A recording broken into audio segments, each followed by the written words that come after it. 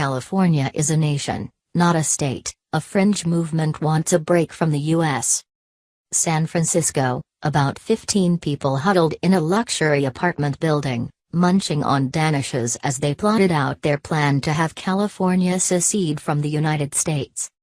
"I pledge allegiance to the flag of an independent California," Jeff Lewis said as he stood in a glass-walled conference room adorned with California's grizzly bear flag and a sign reading "California is a nation, not a state." Sweaty onlookers from the gym across the hall peered in curiously.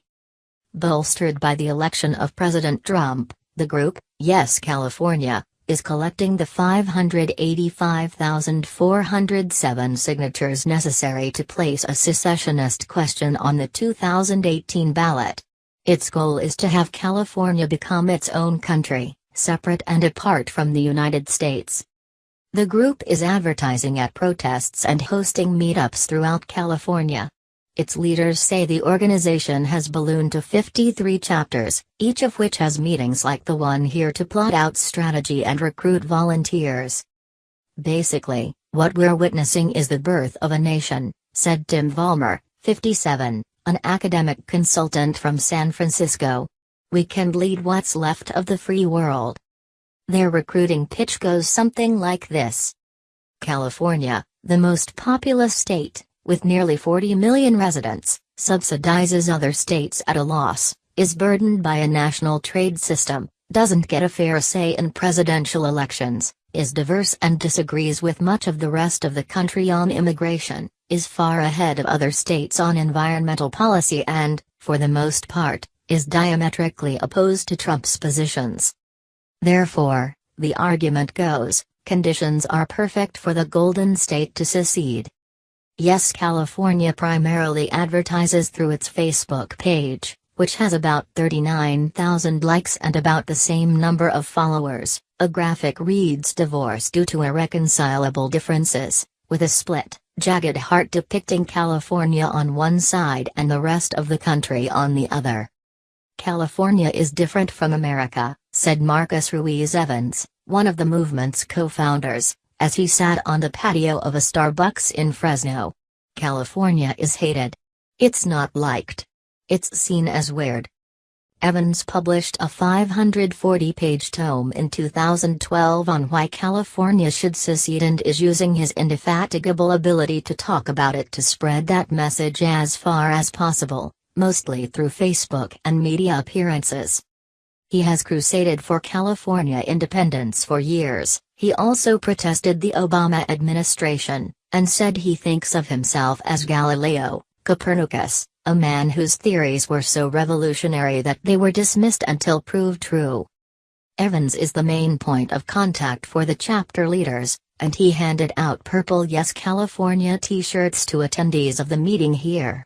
He would occasionally interject with a long, impassioned speech about the importance of California independence or to let the group know it was partnering with an environmentally friendly printer in Culver City. Claire Hedden, a musician and sound healer, ticked through a set of slides to help people set up their own chapters. Yes California t-shirts should be plentiful and handed out to all attendees. Wearing them in meetings is encouraged. A sense of community should be fostered, and people should be asked why they came to the meeting and how they can contribute so they feel personally invested. Each chapter leader should take a different tack. San Franciscans tend to be more touchy-feely than San Diegans, for example. They debated how California should handle the military. Maybe their new nation should be neutral, such as Switzerland, they mulled. Where should it get its water? Most of it, they reasoned, comes from the Sierra Nevada and the Colorado River, which are in the state. California, Evans said, is the world's sixth largest economy and already has money, so that will be fine. The secessionists likened their cause to the legalization of marijuana and same-sex marriage, things that seemed implausible a decade ago but are now the law here. Yes, California doesn't have any policy positions. Its members don't know how the new nation's government would be set up. The group's goal is to first have the state secede and then figure out how it should run. People are asking about the new nation's vaccine policy, and I'm asking, are you high? said Karen Sherman, who holds group meetings at the gay dive bar she owns in San Diego. "We want to explore independence, not create a new country around vaccines." The group's biggest effort is focused on collecting signatures for the initiative.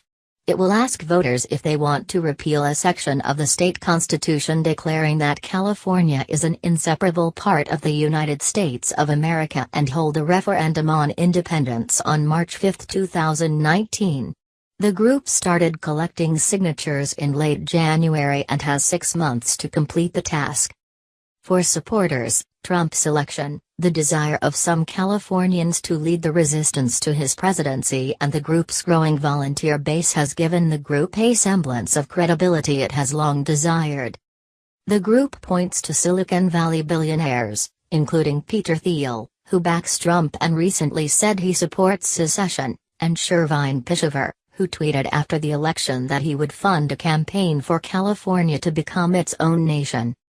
The state legislature hired former Obama Attorney General Eric H. Holder Jr. to battle the Trump administration on issues such as immigration. Governor Jerry Brown, D., vowed that California will continue to push measures to combat climate change and ensure Californians have health insurance coverage regardless of national policy decisions. San Francisco sued the Trump administration over sanctuary cities. But these and other elected officials have not endorsed secession. Some, including Los Angeles Mayor Eric Garcetti, said they oppose it. "Ballot measures are very tough to pass when they're understandable and you have a relative idea what the consequences are," said Bill Carrick, Garcetti's political consultant. "Something like this is a rabbit pulled out of a hat, there's not a chance in the world it will pass." Sue Hirsch, 46, said she is ashamed to be an American in the wake of the presidential election. "I wanted to be here, at the meeting, to be no longer American, but Californian," said Hirsch, who voted for Hillary Clinton and said she has at least 7 professions, including psychic, Uber driver and hypno-transformative masseuse. "I hate what the rest of America has become." Evans and his co-founder, Louis Marinelli, are unlikely saviors of the left. Both men have been registered Republicans. Evans is a former conservative radio host and Marinelli once staunchly opposed same-sex marriage. He had a change of heart in 2011, embarking on a nationwide tour to persuade conservatives to support same-sex unions. Marinelli, a Buffalo native who said he so prefers California that he doesn't like visiting his mother in New York, now lives in Yekaterinburg, Russia. He said he voted for Trump because he thought it would be good for the California secessionist cause. He said in an interview that he wants to return to San Diego but is working there while his Russian-born wife sorts out visa issues in the United States.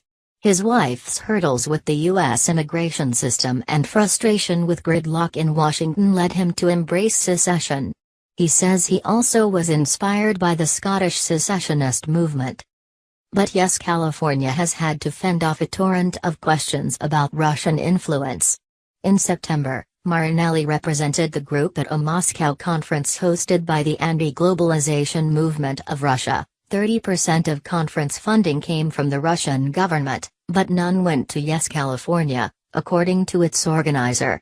Yes California opened a cultural center at the movement's Moscow headquarters in December. Marinelli has compared California independence to the annexation of Crimea, and Yes California has received a flurry of news coverage from the government-funded RT. Marinelli said Yes California is not affiliated in any way with the Russian government. "We don't have any communication with or contact with or receive any support of any kind from the Russian government or any Russian government officials," he said, noting that people have a right to be concerned about allegations of Russian ties.